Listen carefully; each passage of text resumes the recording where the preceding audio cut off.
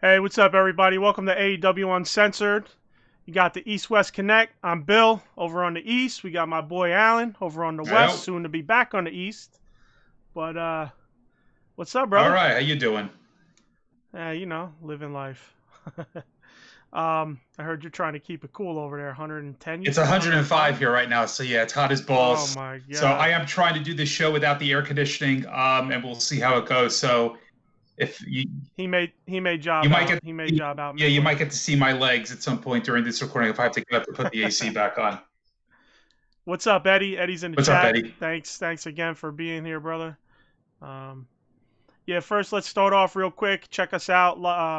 Like, share, subscribe on YouTube. Click the bell. Get the announcements when we're going live. Twitter, AEW Uncensored. One word. Email us any questions, any thoughts, any critiques, any opinions, ideas, any of that. AEW Uncensored Podcast at gmail.com. Check us on Facebook. We got a group and a page, both by the same name, AEW Uncensored Podcast. You can find that just hit that in the search bar. Um, Always, as we say, hit us on Skype. Link in the description. From Skype, we'll get you on the show. You don't have to have your video. You won't have your video up here. You'll literally just be audio. So if you don't really want to be on video, it'll literally just be audio. That the people will hear. They won't see your face if you're a little shy about that. So catch us on Skype, then get on the show and let us know your opinions and thoughts of the goings on in AEW. Check us on all iTunes, Google Podcasts, all different types of apps for podcasts. We're on all of them. Um, Stitcher, iHeart, all that stuff. Check us out on our website, uncensoredalliance.com. We post up the YouTube videos. We post up the podcast version of the audio. And eventually soon we hope to be putting some other stuff up there as well. Maybe not necessarily only AEW related. We are the Uncensored Alliance for a reason. We have a lot of different Facebook groups for different things: mixed martial arts, wrestling, toys, GI Joe, Transformers, He-Man, all that stuff. Basic action figures. So you can check those out on Facebook as well. So we got that out of the way. Let's get at it, man. What do you got for me first, brother? We got a few things going on. Chris Jericho announced on his Saturday night special YouTube show that he's publishing a book. Basically, it's going to recount every match in his career. It's supposed to be done, released this October. It's basically time to celebrate the 30th anniversary of Jericho's debut. He's got Alex Morvez working on this project. It's the fifth book that he's written. And yeah, looking forward to it. Normally his books are great. I'm a publishing guy myself, so I'm looking forward to seeing it. Cool. Yeah, I mean, I'm not really big into listening reading books. I like to listen to books, so maybe I'll give it a listen if he has an audio version. Yeah, so I am looking forward to it for sure. I've read a couple of his other books. This should be interesting because the fact this will be, of course, the first book that he's working on that will probably have some of his AEW material in there, probably telling a lot about how he came to the company, and we'll probably get some bit more inside information there as well, which will be great. Cool, cool. And yeah. Well, from there, I'd like to transition into something I was hoping for, and honestly, I felt they took a little too long to do this. But Eddie Kingston officially signed AEW, man. Yep. I felt like, man, after I saw his match, I was like, that's it. That guy needs to be in. He needs to be on a roster, no question. Like I mean, anybody who's kind of listened to some of our previous shows knows I've basically been out of wrestling since WCW went under, so I don't know much. I know names and stuff. I've watched a couple things here and there over the last 20 years, but nothing substantial or long term. And I've watched matches here and there, but I don't think I've watched full shows or anything. You know, if I've seen something online, I've maybe checked it out. So I don't really know anything about him except I was very impressed with AEW debut against Cody Rhodes. Yeah, and he's known for his mouth, so definitely he's somebody who they could use for sure. Somebody who's good on the mic. They don't have a lot of guys like that, unfortunately, right now. So he's only going to be able to help in that regard. Yeah, yeah, he definitely got good chops and chops, chops in He's got terms chops of and chops. the mouth and chops. I mean, them shits hit. You know, they hit. So, so I'm just happy to see that. So, what do you got next? What's your next piece of miscellaneous? So first, real quick, if you're watching the stream live, hit us in the chat, man. Let us know you're here. You know, we like to interact when we can with you. Absolutely. If you don't want to get on the show with verbally, get in the chat and let us know what you're thinking.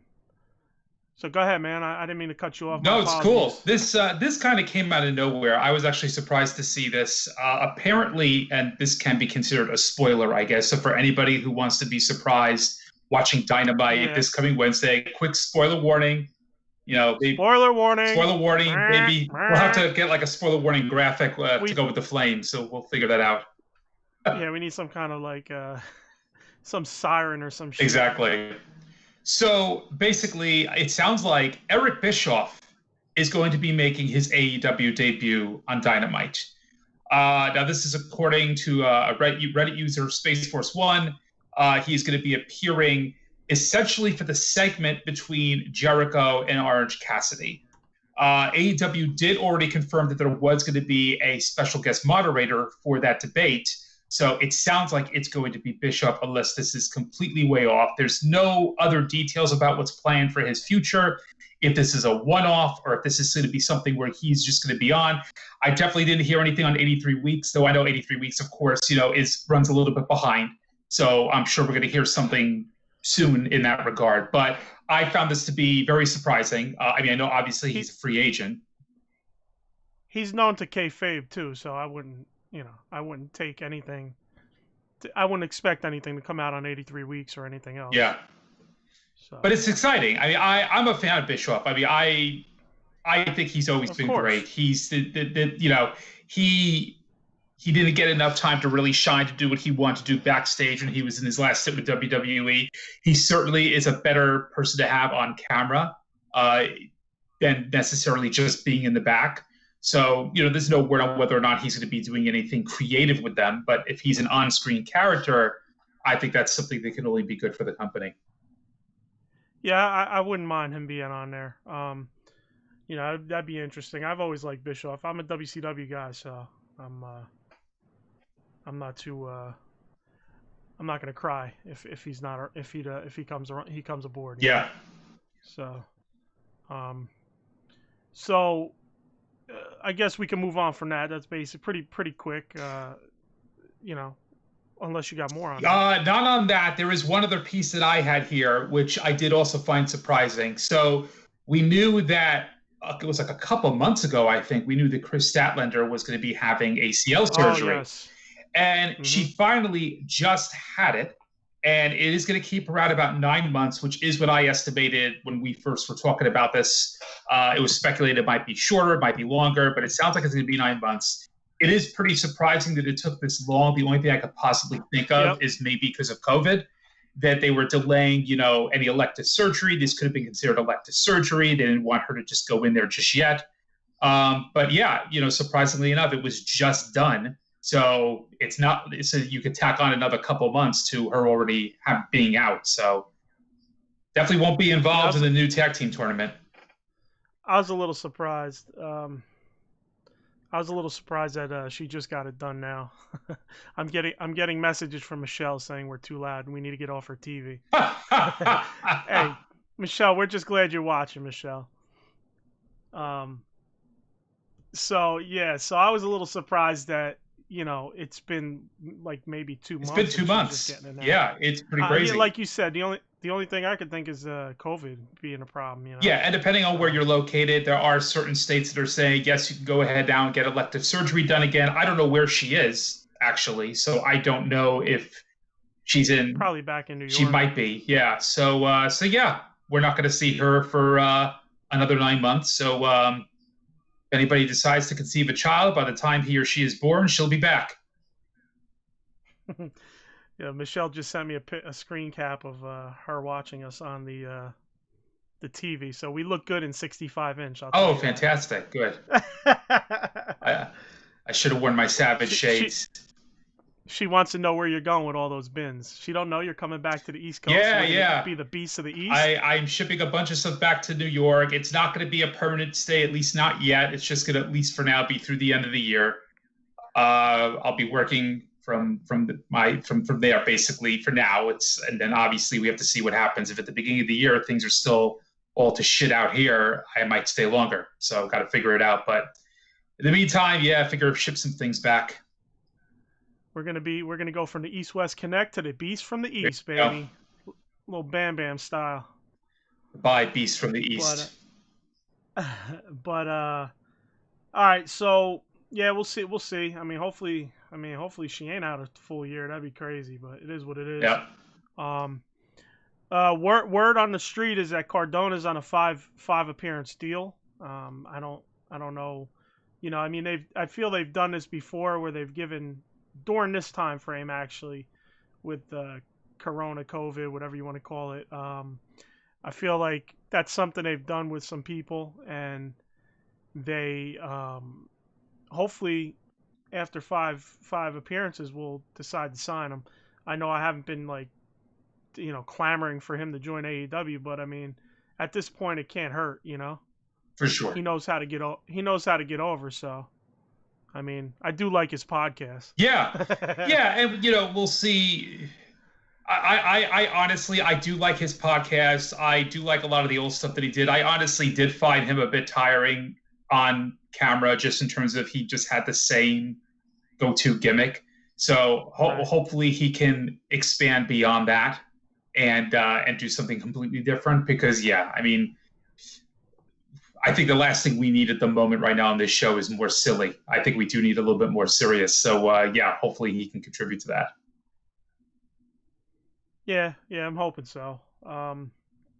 So one more piece of miscellaneous that I read this last night, kind of fucking pissed me off. I don't know. It just doesn't sound great to me. Jeremy Padower, who is basically in charge of the AEW figure line Unrivaled that's coming out actually tomorrow supposedly, which I doubt. I doubt they're going to hit shelves tomorrow. At least in New Jersey they won't. Here's what he had to say on Twitter. Here's why initial waves of AEW might be short at retail. First line already pisses me. It already pisses. Here, put on the flames because I'm going to get in on this too. All right, we're double flaming right now because here's my situation. Line one already fucking infuriates me because what have I been saying from the jump? I said, why the fuck would you do a chase run? If you want, okay, you want to do chase runs, but you need wave one to be your barometer. Okay, let me finish this tweet first before I get into that. Okay, so that was line one. Mm-hmm. Okay, if capital IF you overship on first or second wave, retail can lose faith and shut you out. First impressions can be permanent. If you undership and assess the scale of the market, you get to keep playing. Okay. Once you have sales data, you're golden. Okay, here's my situation then. Okay. What have I been saying all along? Once wave one hits shelves, it's going to be a one and fucking done. They don't reorder. So rarely does Walmart reorder an item and have multiple cases of an item. Okay? So now you're saying, hey, we're going to have a 1 of 500 and a 1 of 1,000 chase. 2 chases in the first fucking wave. And I'm basically telling you that the reason there's going to be shortages in retail is because we didn't want to overshoot. Okay, first of all, fuck retail now. All right? DTC should be it. Direct to fucking consumer at this point with all toys. That's it, man. This retail exclusive shit's got to stop. All right? I'm already fucking frustrated and I haven't even started the line. I got the bubbly figure. That was an online exclusive. Gee, how did I get it? Because it was a fucking online exclusive. So I'm already fucking over it. I'm already feeling like, do I even want to continue with this fucking thing? Have you already shut me down from even wanting it or dealing with it? And, you know, I won't even go into the G.I. Joe shit that I'm dealing with currently. I haven't been like on that type of toy hunt in a while where I have to be in stores to hunt them down. I've been able to order the little bit that I do buy online for retail. Now with these store exclusives, I'm losing my fucking mind with the G.I. Joe, and mentally I'm already broken with this comment that he made last night on Twitter. I know it sounds fucking stupid, but I'm already just like defeated, man. I'm like, okay, so I'll be lucky to get wave 1 because each store is only going to stock one fucking case. You know this, all right? I'll probably be able to get Brandy Rhodes because nobody in their fucking right mind wants a goddamn Brandy Rhodes fucking action figure in wave 1. They don't even want her on a fucking show, to be honest with you. Now I'm attacking Brandy Rhodes when I shouldn't be. I apologize, Brandy Rhodes. We'll never get any stars from AEW on this podcast. You just cinched it right there. I sealed the deal. We basically I just shit super hard on the fucking one of the face of the company's wives. So my point is, man, like now on top of that, you made chases in wave 1 when you're sitting here telling us you're gonna undershoot just to be safe. Well, what the fuck is the point in putting chases in wave 1 then? Number 1 and number 2. Now you put 2 chases in fucking wave 1. It makes no fucking sense to me. It's pissing me off. I'm already frustrated with it. I was frustrated with the chase shit. Now I'm even more frustrated with this fucking tweet he sent out. So I don't know what to say at this point. Of course I'll grab the shit when I see it, but I know my luck is going to be I'm going to have a half a wave of fucking figures and be frustrated, and that's going to be my life. And I'm a completist, so it's going to aggravate the shit out of me. So I just don't fathom then why you even did fucking chases in wave 1 or wave 2 if this is how you're going to approach putting them out there because you want Walmart to be okay with you. When honestly, even if you fuck up the wave 1 or 2, guess what? You could easily just go to DTC and you'll fucking sell tons of shit. So I have been saying this for a while, especially with the Cobra Trooper and such that you're talking about, you know, with Hasbro, they leave a lot of money at the table. I can tell you from working in an adjacent business and with Target and Walmart being my clients, I better be careful not to rate them because I don't know who's necessarily going to watch this. But unfortunately, the name of the game is to try to make your client happy. If they are asking for a chase, you're going to have to give them a chase. I get that part of the business because I'm in that part of the business. That part I understand. However, I completely agree with what's totally wrong here is the idea of short selling your first wave. He is right that sales data is going to tell the story. But you are not going to have accurate sales data if you don't have an accurate distribution. If you're going to purposely shortfall your distribution for your first wave, that is not going to give you accurate sales data. You need to go full in with a first wave to see how it's going to perform and take it from there. This is not going to help them. It is only going to hurt them. It is going to turn people off. Unfortunately, and again, I agree with you. I agree with you wholeheartedly. I say, fuck the retailers, go DTC. I've been saying that about Hasbro for a very long time. The latest thing with G.I. Joe has also pissed me off too. Well, but Hasbro's actually done it with the Legends and shit and G.I. Joe.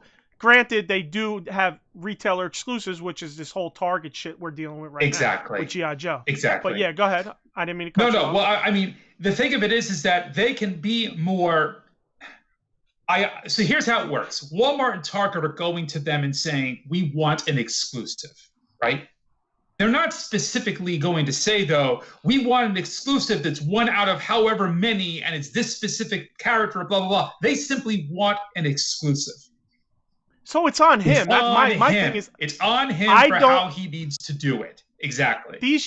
I'm sorry, but I don't think these chases were Walmart going, hey, we want a 1 in 500 and a 1 in 1,000 in wave 1. No, this is him because he did this shit with the fucking classic superstars line. Exactly. How many 1 of 500, 1 of 1,000, 1 of 3,000, 1 of 2,000 did he do? It's his little thing that he wanted to bring into this line that's fucking annoying. Listen, man, it's not the days of Toys R Us. It's not the 80s. It's not KB Toys. It's not the 90s up to the mid-90s.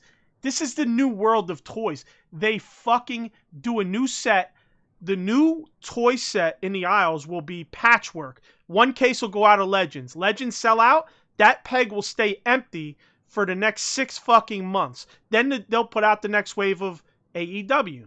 That peg will stay empty for the next 6 months. They'll put out the next Elite WWE. It'll stay empty for the next 6 months. G.I. Joe, it'll stay empty for the next 6 months. But they'll put those out throughout a fucking 4-week period. You'll have one go out 1 week, one go out another week, and empty, staggered, and then the whole aisle is going to be empty for fucking 6 months. It's what they do. It never changes. It's Walmart and Target have shit the bed with Toys R Us being gone, and haven't stepped up in a fucking vacuum that they could have easily grown that part of their business probably tenfold. But they are so shitty at what they do. The only way they make money is because they rape the producers of these products on their bottom line. And that's the only way they make money. They get it so cheap because they can order so much that's how they make their money. Otherwise, they be the way of Kmart at this point. But the people producing this stuff just accept the fact that they are able to buy so much, and they're willing to cut them the margins that they need. It's a reason I lost my job. My company decided to go from DSD to direct ship. You know what I mean? And then I lost my job 3 years ago because they wanted a cheaper margin on the products that we supplied. And they decided, you know what? Since we don't have Walmart anymore, what's the sense in staying in DSD? We just go direct ship. And then they got rid of almost, I'd say 95% of the workforce for the company. So that's right there is exactly what Walmart does. They buy so much, they pressure these companies into buying this, to giving them the margins so low that they're making more profit off of the stuff. So that's basically what it boils down, or that they're getting it cheap, so much cheaper that they could sell it cheaper is what I'm trying to say. So it's just fucking frustrating that this is what they do, and then they can't even back up what they, you know what I mean? They can't even back it up. So they're just basically, in my opinion, ruining something that they could actually grow on. Well, yeah, it's going to turn. There's no Toys R Us. No, it's going to turn people off. It's going to turn a lot of fans off. I mean, I've already, Hasbro's completely turned me off right now with their latest practices. It's leading me to pretty much saying that I'm done with collecting, because it's.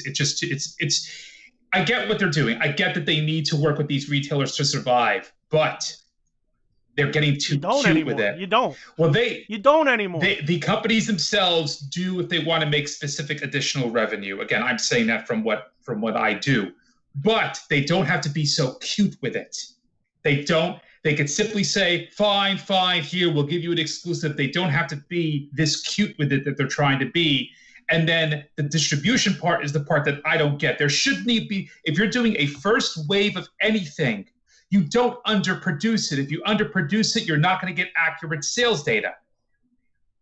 Period. Right. It's a stupid business practice. It really is. Kids, here's the deal. Action figures do not need to be in these chains as exclusive. They really don't. I mean, dolls, fucking kids' toys, all that stuff, fine. But adult collectible toys that adults mainly collect, they do not need to be in these retailers. So they should be DTC. That's been my argument too, because exactly like Target and Walmart, I will tell you again from my own experience, they want to focus on stuff for kids. They're only thinking toys. And that's where it should be. And that's where it should be. To use a line such as what Hasbro's doing, or such as what they're doing here, that is specifically geared toward a collector market is silly. They could be using something else. They can provide something else that is in children's to use as an actual exclusive. It doesn't have to be this. And it is going to burn them. So, Cookie, the flames are us ranting. This is our ranting. Is Cookie on? Raging out. Yeah, What's up, Cookie? We're raging. So Cookie knows exactly what I'm talking about because he and I have been having these conversations recently. He knows I've been bitching and moaning about this for the longest time recently. They're going to shoot themselves in the foot, period. And this line is going to die after wave 1 or wave 2 when it's been under-distributed to the point where you're not going to get enough interest and you're going to get people like you and me just getting fed up with it and saying, I'm not going to buy it. Yeah. So I'm already there with Hasbro. I'm literally there. I think I started to tell you that a little bit before we went on the air. I'm there. I'm ready to be done because it's just, and this is the same thing. You're just going to frustrate people. It does. It pisses me off too. And the AEW figures ain't even out yet, and I'm frustrated. I know exactly. And here's the thing too. Last thing I'll say, and then we should move on. But this is another. Another very important point I do want to make. You and I have been saying that we're already seeing with the first wave, they need to make improvements with the head scans, right? The head scans are probably the weakest part of the entire product. Yep. If you want to make improvements to the head scan, you've got to prove that the thing is going to sell and generate enough revenue to want to put money into better scanning. If you're going to under-distribute your first wave, you're not going to make the revenue that you need to improve the product. Again, speaking from experience. Yeah. That's the worst part of this whole situation. If they had hit a home run with that bubbly figure, and if they had hit a home run with those initial figures, if everything looked fucking sparkling from head to toe, literally, I'd be like, you know what? Fine. You want to be cute. You want to make, you want to play around a little bit with this. Fine. But already we see that improvements are needed, and they're not going to have the revenue to make those improvements if they pull tricks like this. That's all. My professional opinion on the matter. And to end this real quick, I would have just ordered off ringside if I knew this. Honestly, I mean, it's above retail, which is why I stay away. But if this was the case, if he had put this tweet out 2 months ago, I probably, or whenever they went on pre-order, I would have probably pre-ordered them. So, yeah. Just to not have to deal with the bullshit. No, I agree. We're all dealing with it right now. Cookie knows what we're talking about. Eddie knows what we're talking about. We're all dealing with this right now with various companies. It is demoralizing and depressing.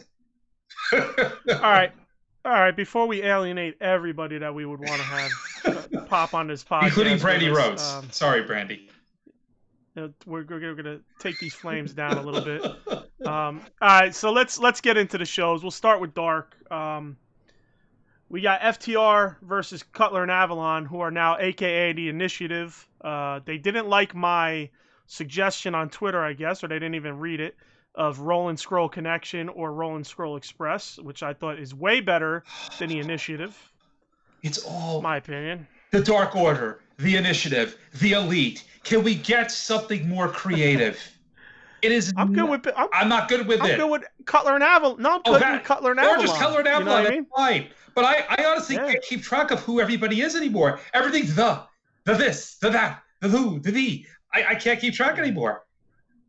Exactly. Yeah. Just leave the flames up for the rest of the podcast. Yeah, right. We might as well. So we had Tully watching again. They made sure to show Tully, I believe, twice. I don't know. Maybe it was about twice. Yeah. So good match, man. Of course, FTR does their thing, and we, in my opinion, as Avalon and Cutler have been, they're solid every week. So yeah, they're both, they both did great. You got anything on that match otherwise? No, I liked it a lot. I mean, again, both teams are great. Again, I complain every week that there's too many tag teams in this Fed. However, these two are two of the best. They do really well.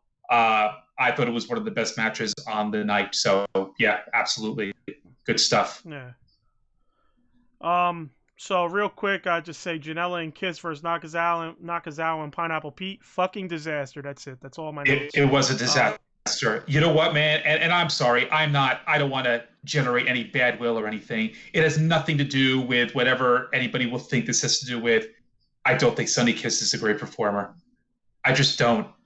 And it didn't help having him paired with Janella. It doesn't click to me. Yeah, I like Sonny because I think Sonny Kiss is a good performer, but has some weaknesses that I've kind of mentioned before. I think the weakness is unfortunately. Yeah, sorry. Go ahead. No, go ahead. No, I was going to say, I mean, yeah, don't get me wrong. I like him as a performer overall, but I do think that the weaknesses outweigh the strengths, and they've got to do something different with him. That's my opinion. But yeah. Yeah, I mean, I think with all these wrestlers that came off the indies, they're slowly rubbing that indie-rific off of them. So it might be a matter of time, but I see some progress in a lot of them. Yep. So we go to Abaddon versus Skylar Moore. Abaddon, she's in her role, man. She plays the role, and she full force, man. She dragged herself to the ring and everything. But my notes say blah.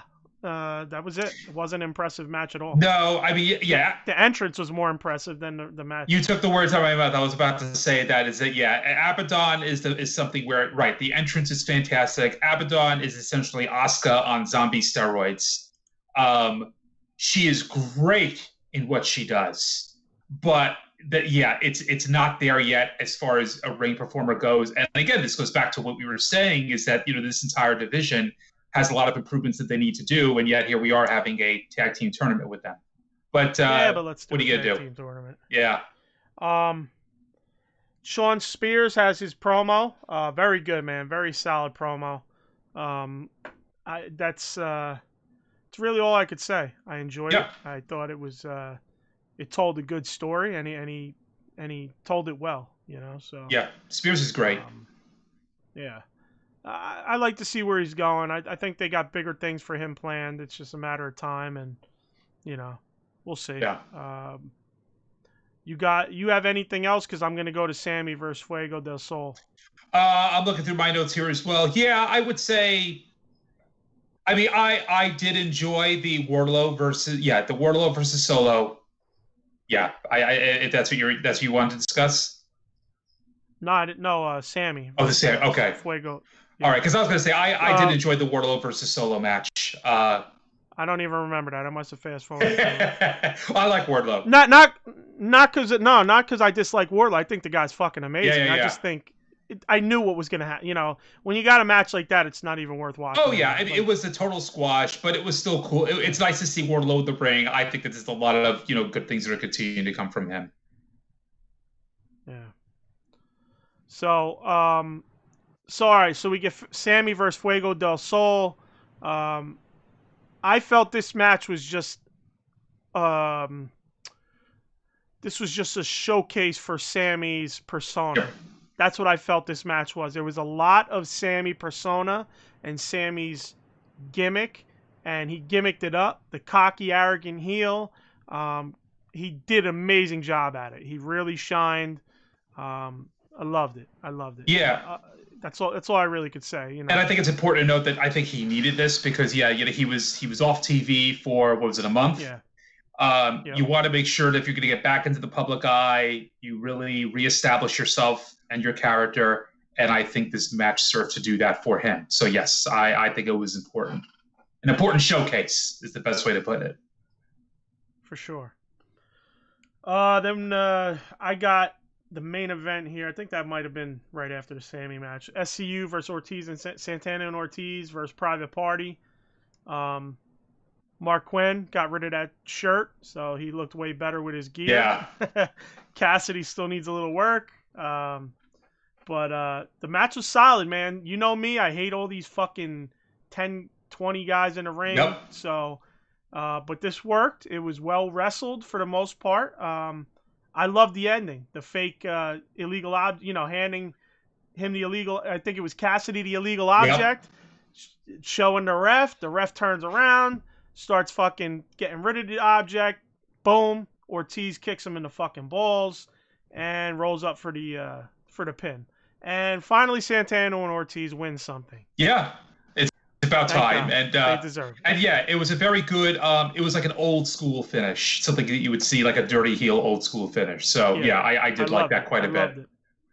Yep, good match overall though. Yeah, I felt it was solid. They my fucking worst one of the worst moves I feel, the silly string, didn't take as long as usual to execute. Yeah, a step too long, but it was actually a little more flowy this time. Yeah.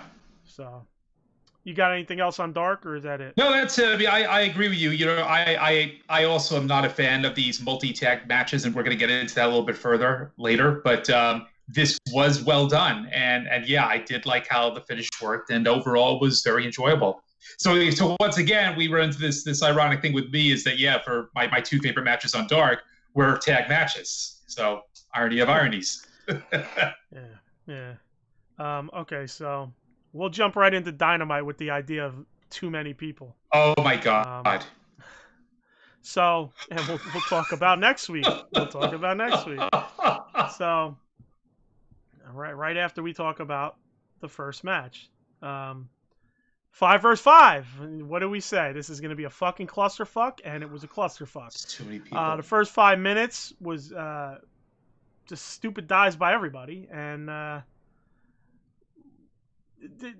you got people just standing in a ring waiting for moves, waiting for things to happen. You know, it just, I don't know. They're just waiting. They're just waiting for things to be done to them. You know what I mean? Yeah. They're not. It's not in the as you would say, the choreography of it. It's literally just standing around. Oh, fucked up. You know, or I gotta wait. You know, just a mess. I barely paid attention after all that early bullshit. I tuned out. So. Enough with these fucking multi-man matches. I'm done with it. Just enough. Yeah. They finally got rid of a lot of this outside the ring people, which I felt, was just constantly. I don't feel like that lately, but now they're just going from that to fucking 50-man tag matches, And, I feel like I'm going to be pulling my professional side once again into a conversation here. This is poor time management. If you feel that within a 2-hour show, the only way to get everybody good on camera to do what they need to do is to throw them into these tag matches, then you're not having good time management. And I don't want to see this show go to 3 hours. I think a 3-hour show is unnecessary. I think it's only going to hurt. I'd rather have 2-2-hour shows than 1 3-hour show. But they need to have better time management where they're not feeling the need to just throw guys together into these multi-man tag matches. Just to be on TV. Just to be on TV, exactly.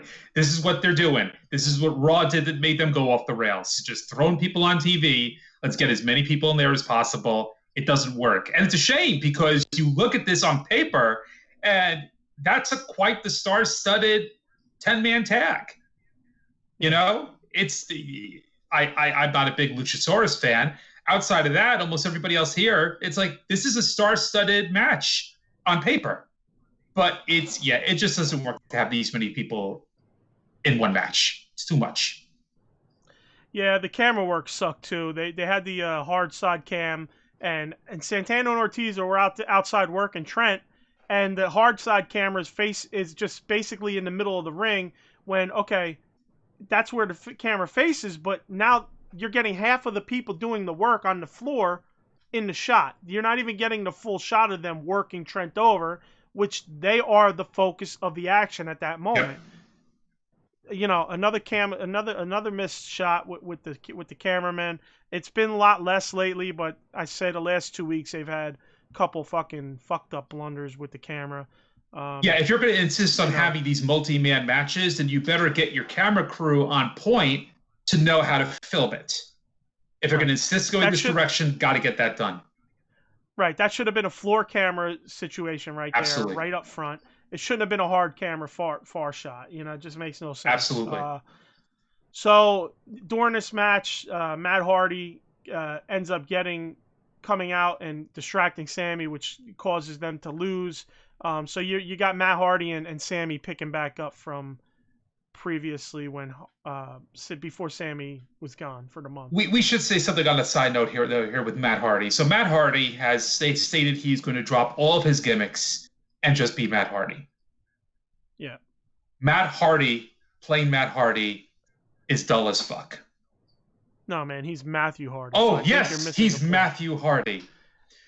Don't forget he was Money Matt on Dark. Right, so here's the thing. When he was Big Money Matt, he was gold. And he's been gold with the broken gimmick. But it seems to me that now he's just going to be, I guess, vanilla Matt Hardy. Vanilla Matthew Hardy. it's not going to work for him. He needs to have some kind of a creative direction. It can't just be, I'm just going to be coming out being me. They're going to have to do something with him. Otherwise, he's going to get dull real fast. I think it's a swerve. I hope you're right. I hope you're right. He apparently came out, like, not kayfabe. He came out basically stating, I'm dropping my gimmicks. So, I don't know. But what's not it seems non-kayfabe, but you never know. You never know. We'll find out. So Mox put in the actions of last week into words, basically with the promo. Solid promo as always. Oh yeah. Can't complain. Got up next was Cody and Warhorse. Again, another awful fucking camera work here. Warhorse attacked Cody with chops to the back after Cody holds back and doesn't chop him in the corner. You know, Cody went in and instead of chopping him, he just did the hands up and turned his back, and Warhorse attacked him, but the camera completely missed it. Yeah. The camera wasn't even on the fucking action. No, it was very sloppy. You heard the chop. Bah! You get the chop. You know, and you come back with Cody cringing, you know, like you got slapped in the back.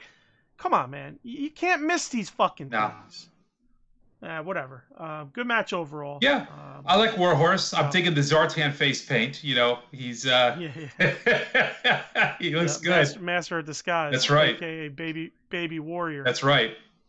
Yeah, it wasn't bad. I mean, it wasn't the most amazing match. Everybody's high on the kid. Well, I wouldn't say it was the best match, but I wouldn't say it's awful either. Yeah. Then you know, Dark Order comes in. You know, they beat up Cody. They go after Arn. They're about to get Arn, and out comes Matt Cardona, baby. Yep. Long Island, Strong Island. You know. Yeah, like I was saying earlier, you know, we'll see what we get out of him. I want to see what we get out of him. It's the best way I could say it. That we haven't seen enough of him to really know how valuable he's going to be. He's obviously very good friends with Cody, so. I'll tell you something I feel in a second. I just want to, real quick, to cap off this match. Why were Dark Order going after Cody? That's the other question. What was going on there? Yeah, that also felt very odd to me. So we'll see. There might be a bigger picture there. Because now I'm confused with what they're doing with him, with Cody. That is. So now I just don't get it anymore. They're trying to say, oh, he's going to be a heel. He's doing all these heelish things, but hey, getting attacked by Dark Order. What are you doing? I don't know. So here's a thought. I mean, just something that I put together actually last night. I was thinking, what about Cardona? You know, they're tagging next week. Cardona and what's his name against Dark Order, Cody. So. Oh, fucking Eddy. Woo, woo, woo. I hope he doesn't bring that crap to AEW. No, seriously. I got sick of that really fast. What about Cody turning on Cardona weeks down the road, kind of cementing his heel turn? Yeah. You know? I mean, or vice versa. Maybe. Or Cardona turns on Cody. Yeah. You know? I mean, the direction they've been pointing Cody in, that would be less likely. But who knows? You know, I feel like there are times where they get something going and they decide to switch course and they'll change their minds. And maybe the fact that they actually did sign Matt Cardona, maybe that in and of itself is going to make them want to change their mind. Maybe they are going to want to have him be heel to try to separate him as much as possible from the whole Zack Ryder persona. So, yeah. Totally possible. All right. Well, we got Jericho in the inner circle. They come out, do their little shtick. The best part, again, pop of the night for me. What's son of a bitch in Spanish, Sammy? Son of el bitch. So I love the little inside work there. Yep. You know that he's of Latin descent and does not speak Spanish. Yep. It's a good gimmick. That's great. It is a great part of that gimmick. Son of el bitch. And, you know, they were popping that all over Twitter that was being used. Same as a week prior with the Serpentico.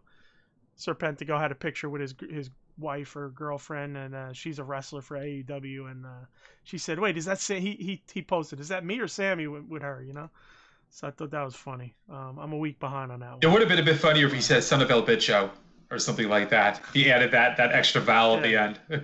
Well, I think son of El bitch makes it even worse, Yeah. you know. So, Yeah. You know, makes it even you know, less Spanish, Yeah. Latin, Yeah. you know. But so that was great. Let's see. You know, Jericho was saying how he's pissed about the last few weeks. 14th, him and OC are going to wrestle. Orange Cassidy. You know, he challenged him to a debate for this coming week, and we spoke about that earlier. You feel like maybe it's going to be Bischoff if the rumors are true. Yeah, that'll be very interesting if that's the case. I do hope they go that route. It would be nice if Bischoff and Jericho, I guess, they've had a lot more actually WWE history than they've had WCW history. It'll be interesting to see if they bring any of that up. Yeah, I mean, interesting. Definitely a lot more WCW. Mm-hmm. Let's see. So then we go to FTR. They're going for their official contract signing to join AEW for real. Again, I still think that was bullshit. I think this is just all pomp and circumstance. Yeah. I mean, obviously it is pomp and circumstance for the show, but I still think, as I've said in the past, that they've been signed this whole time, and you know, they're just trying to run that gimmick along. Sure. So Arn surprisingly there is like you know, as per FTR's request, you know, kind of gives the contract a quick once over with all their stipulations, and he agrees. You know, and August 12th apparently there's going to be a tag team appreciation night. And FTR is going to be hosting that. So is it every night for AEW Tag Team Appreciation Night? You're right. You're 100% right. I laughed my ass off when I heard that. I'm like, so in other words, it's Wednesday. It's good. Yeah. It's Wednesday. It's like what's that old meme? It's like to them it was Tag Team Appreciation Night. To AEW, it was just another Wednesday. Yeah, that's fucking great. That's good. That's a good one. Yeah, so, you know, as per their contract, blah, blah, blah. So after the contracts are signed, Hangman shows up, 4 glasses, pours a little bit out, tries to give Arn one. Arn's like, looks at it. He's like, I better not. You know, we all know Arn has had some shit in the past, so he's kind of he's off the sauce. You know, he's back on the wagon. Yeah, you know? yeah. So all of the horsemen should remain on the wagon, pun intended. There you go. So that was pretty much it for that. You know, still pushing that whole Hangman and FTR thing. So yeah, you know it's going to lead to something. I have a feeling he's just going to be like blasé in a match against them. They're going to lose the titles because of it, because he's just like, fuck this. Yeah. Fuck Kenny, or Kenny's just going to turn on him or do something to piss him off, and it'll be Kenny being heel, but they'll work it out somehow. Yeah. That's my opinion. No, I think you're right. I think. Listen, I got to say one thing. I think Hangman, all the way across board, is one of the most solid workers in the company. Absolutely. He's always pretty solid. He's not sloppy. You know, obviously Omega's great, but I just, you know, something I haven't really verbalized is that I think Hangman's one of the better workers in the company, and he's definitely a guy that eventually will carry that torch. I could actually see him and Omega battling for the title when Omega finally takes it. Hangman being the babyface, making a run at that title. You know what I mean? Absolutely. And I don't think he should win it. I think Omega should beat him good, kind of get Hangman in that, you know, in that old Sting style where it's like, you know, you want the fans to want him to win and you know, it's, again, play over years. You know, that's something you could play up over years. Yeah. And really build that, the 4 Horsemen Sting thing. You know, it's, you know, Kenny being the heel, the bad guy wins. You know, eventually he comes up with the title. Yeah. You know, it may take three programs over 3 years, but he finally comes up with the title. I wouldn't rush something like that. No, I agree. But then again, honestly, you're not going to have, you know, in today's day and age, you're not having a guy hold the title for 3 years. But you get what I'm saying. Yeah. You could probably take a couple, you could go a good year and a half run, I would say, Yeah. and put a couple programs on in between that year and a half, as well as mix a couple people in between, and finally he comes out, say, on a third program against Kenny, So just thought process. So then you got Dark Order versus Hangman and Omega. A little bit of heat pre-match because Hangman, kind of goes after Dark Order. Kenny hasn't even got out yet. Kenny kind of like, yo, relax, whatever. Not much heat, but just a little bit. It's weird because they're showing heat one way, but it doesn't feel. I feel like they're maybe going for the little swerve with who's going to be the heel out of the split. Kind of try to keep you guessing there. But you could almost say, well, Kenny bringing him off is almost like him supporting the bad guys. Yeah. Like, oh, don't beat up the bad guys. Yeah. But you can look at Hangman as almost the heel because he's attacking the bad guy. So it's like, it's a heel, to attack somebody before the match, But, who knows? Who knows where that's going? They kept showing Kazarian during this match. I'm not sure why, if it meant anything at all. I don't know if you noticed. I did. I also was wondering what that was about. Yeah. It didn't necessarily click with me right away that was signifying anything, but it might not. They might just be showing, him in the crowd. It might just be in the cameraman again, not knowing what they're doing, and they're just, let's just film a random person. Right. Yeah. So, but really good match, man. Yeah. I love both teams. They both killed it. People are hate. It's funny. I was listening to some shows and people were praising Stu Grayson and but Evil Uno, not for nothing, man. I don't know what you're watching, but Evil Uno's fucking doing well. He's a good wrestler. Yeah. He's a good mic man. Okay, you don't like his dumpy look. I mean, I literally am a guy who will take a guy from look and decide if I like him or not. Honestly, it's not that bad of a look, yeah. And he's cleaned up. He's cleaned up from early on as for terms of his look, and he's fucking. I like him, man. I think he's a great wrestler. I think he's a good stick man, and I look forward to whatever he does in the future. Yeah, yeah. I do hope that we get to see more of him sooner than later. Before we get to the end of that match, what do you got for that match yourself? I don't want to keep taking up all the. No, it was good. It was again, it's exactly what you're talking about. They're telling the same story pretty much with Page and Omega. It's just more of the same for the most part. It was a good match, but it's more of them just furthering the story. It was a well-wrestled match. I liked it. Again for the multitude of tag team matches that they had, this one was done very well. Yeah. Then the ending, was interesting. Why Dark Order? Why are they attacking? What's their purpose? And of course, I mean, it obviously brings on the FTR run in to help out, blah, blah, blah.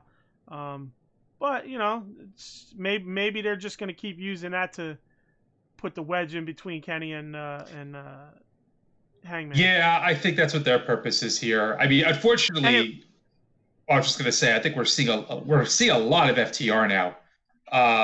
Yeah. But I think that's going to be what they're the vehicle for that. I think here.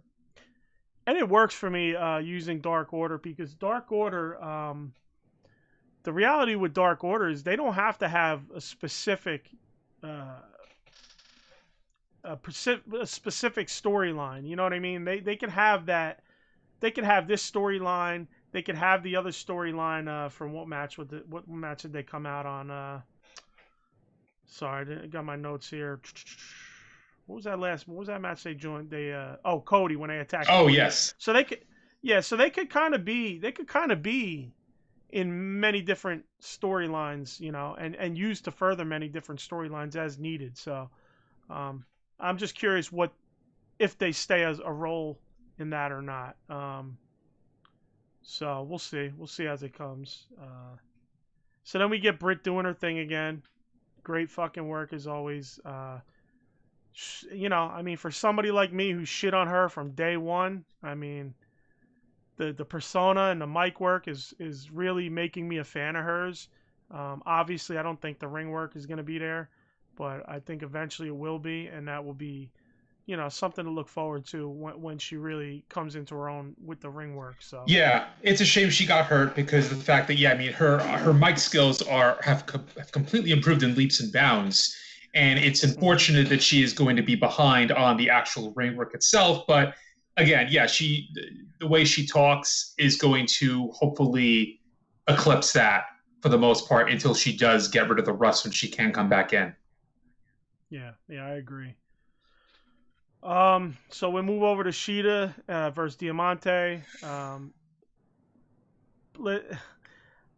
Okay, pretty good match. I'd say. I wouldn't say great. I'd say pretty. I wouldn't even go like. I'd say middle of the road match. It sounds like you're not agreeing, and I'd almost not agree. I feel like there was early on it was okay, and then I feel like the end there was a bunch of hiccups that really just shitted the match up. Personally, yeah. I thought. Shida was fine. Diamante, I think, and for the second week in a row, just really didn't impress. Right, I felt she was the impressive one against Eva Lee. Yes. And this week, of course, Shida's queen of the roost there. So, she definitely was the better of the two that night. Yep. Yep. So yeah, it's she definitely needs more work. There's no doubt about that. Yeah, I felt like it was going all right. Like I said, okay. Pretty good. Pretty good doesn't mean great or good. It's pretty good. Yeah. Near the end was with the fucking hiccups that was it. So I do love that Shida's getting that fiery attitude. Yes. Like I think you need that. That's flame on. Eddy said flame on. I do like that little fiery attitude that she's been bringing out. I enjoy that even as a face. I think it'd be good too as an arrogant type heel with that little fiery attitude as well if they ever decide to go that way in the future. I just like that more aggressive nature of hers than early on in her AEW run. Yeah. So then we get to a little stipulation there. So the women's tag thing apparently is like a battle bowl, which I wasn't 100% sure, but it is a random draw. So what do you got? Well, they gotta draw a color. Isn't this the game you would play in day camp? It's called something. I can't remember what it's called. If somebody in the chat remembers, but. Yeah, I feel like this is a day camp game. You draw a color, and that's how you match up. It's just so childish. I don't know, but and then Nyla Rose drew purple, and then oh my God, we get the return of Cameron, aka Arian Andrew, aka. You're ruining my intro to this segment. Oh, sorry. Go ahead. I'll let you introduce it. I'll let you introduce it, and I'll add the pile of shit to the introduction. I'm like Alan, just cut in whenever you need. But here I am, you just completely blew. I go Dasha, more Dasha, and how about putting Dasha in this tournament? I mean, can't get enough Dasha. Nope. All right. So go ahead. Real quick, I will say, does this smell like Brandy and the Bunny Alley are gonna get the same color out of randomly? See that? Okay, so here's the thing I don't get. They're the ones who, as a team, recommended this thing. Does that mean that they are automatically a team and everybody else has to draw the colors? No, they wouldn't do that. No, if they did that, it's ridiculous. But don't be surprised when they both draw red. Right. Okay. I mean, I don't see how green or whatever color they're going to get. I don't see how they're not going to be on the same team. The whole purpose of this tournament is to showcase the Nightmare Sisters. Listen, that's not what this is about. This is about showcasing women's tag wrestling. Oh, yeah. Come on. All right, so go back to so now that we got Dasha in the mix, we are back to Nyla picking her color. Yeah. Go ahead. No, finish that off. And then you get Cameron out of nowhere, Arian Andrew, who's going to be her partner. And for those who watch WWE, Cameron is the drizzling shits in the ring. So we once again have AEW signing somebody who is only going to bring down the division further. Now, for all I know, in all the time she's been away, she's become this dazzling performer. Totally possible. So maybe I should reserve judgment until I actually see her perform in the ring. But when I saw her there, I was just like, really? Are we just signing now every second and third rate former WWE superstar to AEW? Is that what we're doing now? Because that's what it feels like we're doing now. I don't know. Wait, why do you say that? Just in terms of, well, again, you and I may disagree on Matt Cardona. I still think it's Zack Ryder. It's Zack Ryder. I don't know. He was such a third stringer for that company, and I get he's a good friend of Cody's, and that's why he's here. But see, okay, okay. This Cameron woman doesn't sound like, to me, Zack Ryder, because there's a difference. Oh yeah, it's apples and oranges, but it's the same idea. Zack Ryder was Job Squad. He could have easily been a mid-level guy, a mid-card guy, maybe even like a TNT title champ for a while, on and off. And I feel that's fine. And I think he would thrive in that. And I think he's also drawn money, got his own fan base behind him, built up his own following. So I think he brings something to AEW, especially he's got the podcast. That's another thing. The podcast will definitely help. Absolutely. Right. I think he brings something to AEW versus what you're saying about this Cameron woman, or whatever her real name is. Yeah, Arian Andrew, I think, or unless were they calling her Arietta in this? I'm trying to remember. I can't even keep track. She was part of the Funkadactyls, if you remember who they are, or you don't, probably, because I don't think you were watching. I know that I know. Well, I know the the one girl from Naomi. Total D. Exactly. She teamed up with Naomi for the Funkadactyls. Yeah. That's she's married. I forget her real name. She's married to an Uso, right? Yes, that's right. That one. Okay. That's right. Gotcha. Yeah. All right, so we can skip over that bullshit. So that's team one. Apparently they made mention that, oh no, there's another team. There's other teams that have picked. So I mean, of all the people to pair with Nyla Rose, who's a relatively decent name in this Fed, it's like, really, this is all right. Yeah. It's so maybe I was wrong. Maybe maybe I'm wrong. I think they said someone else already picked, and it was her. Yeah. So my apologies. I don't think other women had picked. No, I don't think so. Aside from her. Yeah, I think aside from that one woman. Exactly. I think it was just Nyla who drew purple, and then Cameron is going to be her partner. So yeah, that was it. Right. All right. So let's move on to the best thing on the show. This was the best thing on the whole show. Son of El Bitch was, I'd say, number 2 because I love that. Yeah. Those always pop me. But this was the best thing on the show. MJF versus State of Wrestling. You know, his state of the wrestling industry. So, my opinion was the best thing on the show. I don't know about you. Yep, I agree. Jim Cornette agrees. Jim Cornette was completely just. Oh, he loves it. He loves it. He sucks that dick hard. The only thing I didn't like about it, and I forgot who, I think Cornette may have mentioned this too, but I really just thought of this right when I first saw it, is that this is something that could have been very raw and very serious, and it was for the most part.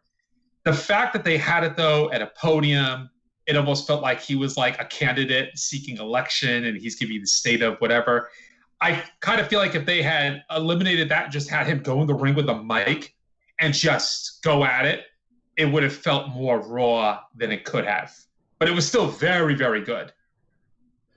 Yeah, I guess I could get along with that. But you could also say, well, we're leading into an election soon. There's a lot of talk about an election. Yeah. You know, the state of the wrestling industry, the state of the union, that type of shit. You know.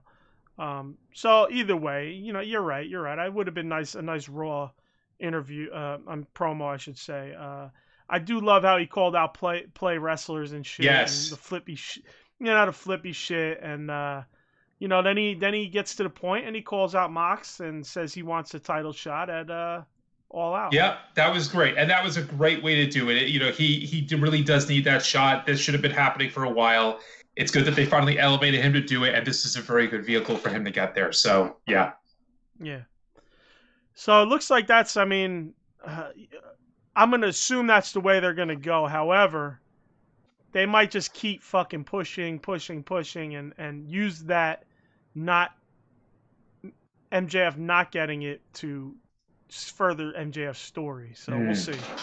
We'll see. But I don't know. I almost feel like, do you put the strap on him now, or do you push it for another year? That's tough. You know, because he could carry the strap, but he almost, like, for me, it's almost like I think Omega should be the next heel champion, personally. Yeah. But we'll see. That's a tough one. That's a tough one. I still think Moxley should have. I think till next year. I think Moxley should have the title. Yeah. You know, but they're gonna. He hasn't gotten that. He hasn't got a fair shake out of it. You know. Yeah, they are gonna have to find a way to do it though, while making MJF still look strong. Hopefully, it's not like a clean win necessarily. That there's other things involved that put Moxley on top, just to keep MJF on top. But yeah. Right. All right. I mean, let's move over to the end there. We got Mox and Darby versus Cage and Starks in a whirlwind, Texas tornado match. Taz comes out, puts on a fucking amazing promo. He put Cage up in front. A lot of people were crying that Cage was in the back, and Taz was more featured than Cage, and he wasn't getting Cage over; he was getting himself over. So he and he makes the comment, So I thought that was great. And then Starks was good on the mic. Yeah. Did his thing. And the match itself was a good match. I mean, a solid match overall. I mean, when it wasn't too many hiccups, there was a couple. Cage and Stark set up for the tandem belly to back into a power bomb, and Starks basically was too far away. Got this awkward pin look, out of it. So that was one, and then Cage missed Darby on the outside with the dive. Yeah, that one I noticed for sure. That was. Yeah, then he awkwardly hurried up and picked him up. Yeah. And so, but yeah, I mean, I thought it was great. Again, AEW overdoes shit, and thumbtacks again this week. You know what? That bothered me a little bit, because I feel like thumbtacks are not something, unless you're ECW, you don't pull them out every week. It was really a nice surprise to see the thumbtacks last week. Now it's going to get into the realm of overkill. To see it again like the very next week, I don't know. Yeah, I mean, but that's what they do. That's what they do. I mean, they were rough. They were rough thumbtacks. They went through. I mean, he went through it for sure. Yeah, yeah. But again, they did it again with the announcing of the Moxley versus Darby next week, like 2 seconds, and they're in the ring like staring each other down, and I don't know, whatever. It would be nice if they were just like, if they at least said Tony Khan's in our ear and he just announced this match is going to happen next week. Because it's like, how do you know? You're just sitting there. Right. It's like, how do you know? Yeah. So, yeah, but I mean, it was good for what it was, whirlwind, and they want the tornado match, and they got it. Yep. It's their way of getting around the rules. Yeah. Apparently. Yeah. And they seem to be doing this more and more, and hopefully we could get. I mean, for a minute there, they were back to normal tag wrestling. They had the ropes there too during that one match. That's right. And now all of a sudden they're saying the ropes are gone. It's like, I don't know. I really don't know. But that's it for the show, man. I mean, that was it. That was the end of Dynamite there. Now, with next week, the fact that Cody and Cardona are going to be in that tag match, so I guess this kind of ends the streak of Cody having these TNT title matches. So he'll probably go back to doing it. But yeah, I find that a bit noteworthy, that they're not going to have it next week. It's just going to be a tag match. Let's also not forget to mention, I can't remember where and who. They're going to outdo themselves.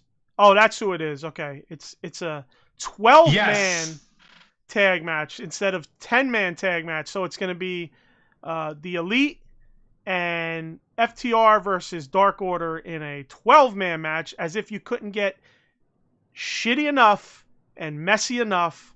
Here we go. I'm going to please beg that guys like FTR, Hangman, and Cody can keep that match super clean, as well as some of the Dark Order guys like Grayson and Uno. And, we know the Bucks can end up in a sloppy match if you let them.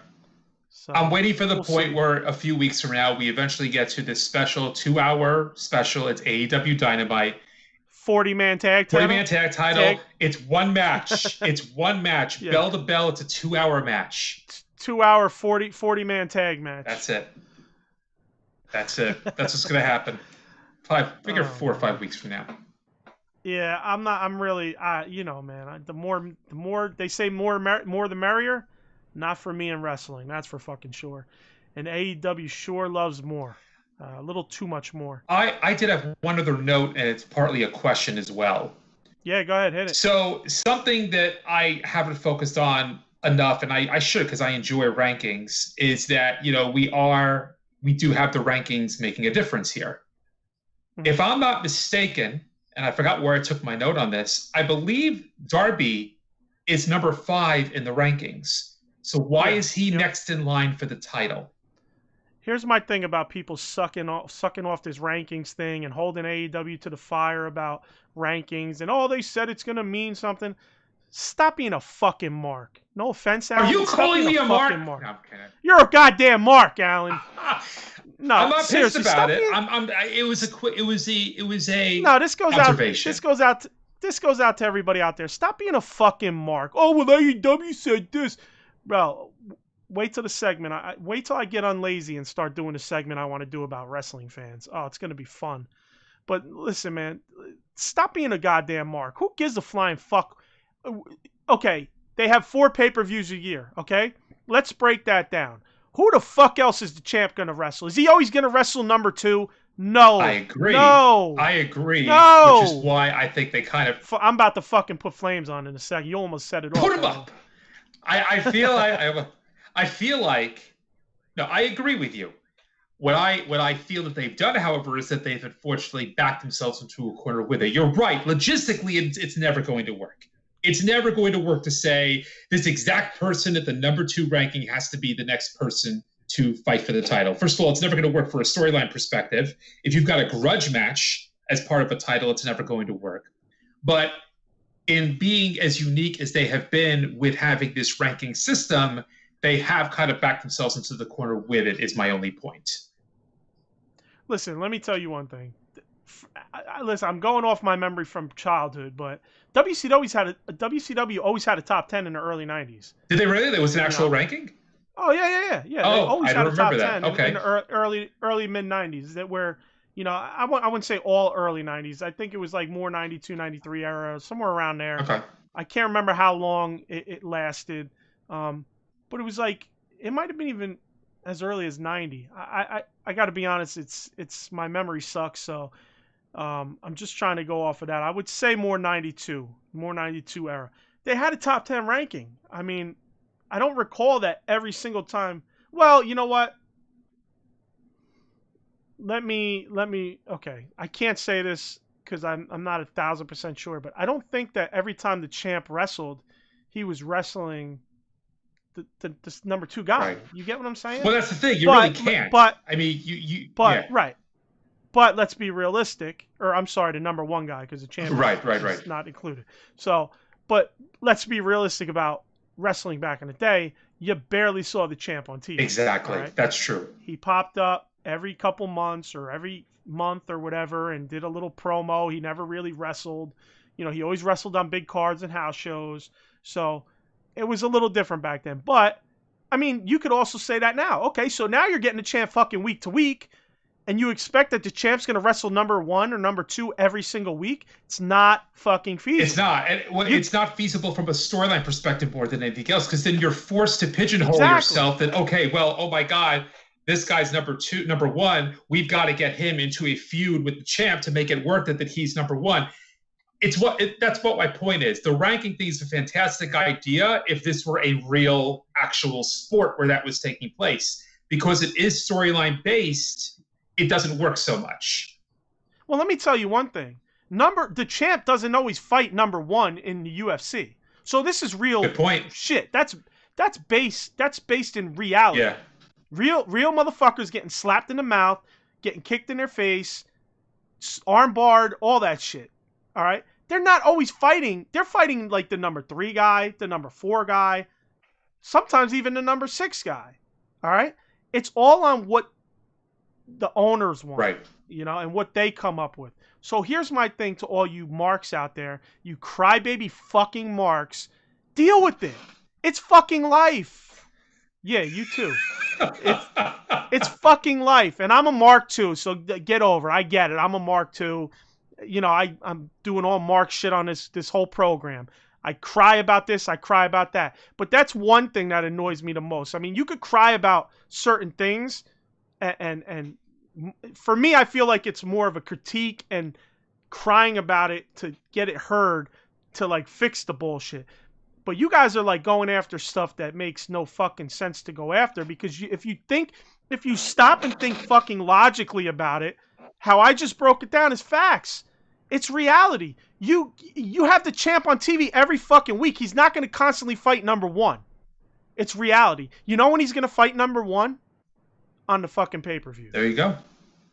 Okay? Go look at UFC and how they do their fucking championship fights. Go over the last 10 years of UFC and see how many number 1s and 2s or number 1s have fought the champ. All right? You get a number 3 fights a champ, you get a number 1 fights a champ, you get a number 2 fights a champ, you get a number 4 fights a champ. You know, it is what it is, man. You just got, like, it's reality. So that's one thing motherfuckers need to stop complaining about and attacking AEW for. Because it's funny how they'll use that type of shit as like a catalyst to not watch AEW. Oh, well, they did this. Motherfucker, you're such a WWE mark that you dealt with that shit for decades that you got to complain about a fucking ranking system that doesn't go the way you think it should go. Shut the fuck up, you fucking WWE mark. Go back to WWE and deal with that fucking horse shit and eat that fucking plate of garbage. Do you want to know how you need to sign off? I should have put the fucking. You missed the flames. Post editing. That's it. Post editing. That's it. So listen, anyway. Bill. This is how you have to sign off now. You ready?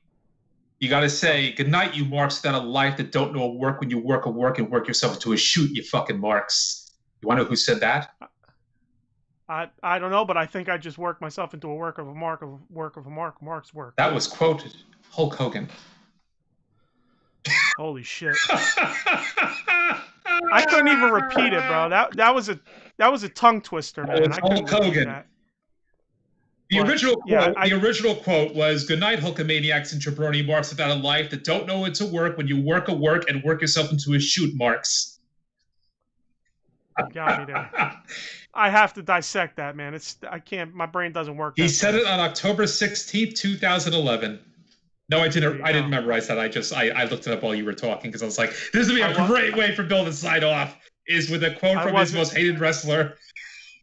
I wasn't watching back then, so yeah, man, I missed the Flames. I really dropped the ball on the Flames on that one. But no, good argument. Good argument. I didn't expect to get into a rant, but it just kind of. I'll be honest. I'll be very honest. I did not say it with the intention of trying to needle them or to say I'm not going to what. It was more of an observation that, and kind of making the point that you really. And I slapped your mark ass back down. There you go. Oh, that was good timing. I think you did it just as I did it. That was really good. Oh shit! I'll have to look at that back on the feed to see if that was the exact timing. Yeah, I was so in the moment there that I forgot the Flames, man. I'm sorry. We got to keep up presentation on this. I think what you need to do is that during the entire length of the podcast, just keep that hand on the Flames at all times. You're right. I should have a hotkey. There is like this little pad. There you go. And just there is this pad they sell that goes with OBS. Oh yes. That you can tap a button and it turns something on. So I need to get that, man. Yep. But yeah, man, I don't know. That's just my take on it. If we got any listeners that like to clip shit and pull shit out of podcasts and put them up as separate videos, let me know, because we could use a guy to clip stuff that we could throw up on our channel for separate videos. Yeah, man. You know? I had to bring up that Hulk Hogan tweet all by myself. I mean, you know. You and your fucking Hulk Hogan tweets. But yeah, I mean, I think that's it for me tonight, man. Yeah. You got anything else? No, it was good. Yeah, that's about it. So as always, like, share, subscribe, hit the fucking bell. Stop being a jerk. Hit the bell so you know when we're coming on. And stop get being on a the mark. Skype, man. Stop being a mark and don't work yourself stop into a being a shoot. You're shooting to fucking- shoot, you mark. Yeah, you shit-stained smart motherfuckers. Nah, hit us on Skype, man. Like, we want to get some people on the show. Yeah. I'd rather battle somebody in person, you know, other than poor Alan here eating my shit that I feed him. So get us on Skype, you know, get on the show with us. Twitter, AEW Uncensored, one word. AEW Uncensored Podcast at gmail.com. Critiques of the show, questions, comments, whatever, send us through email if you don't want to get on live. Facebook, AEW Uncensored Podcast. We got a page and a group. Put it in a search. You'll find it. UncensoredAlliance.com is our website. Catch us there. Catch all the podcasts and YouTube videos we post there. In terms of the podcast itself, we're on all your podcast apps. So just search AEW Uncensored Podcast.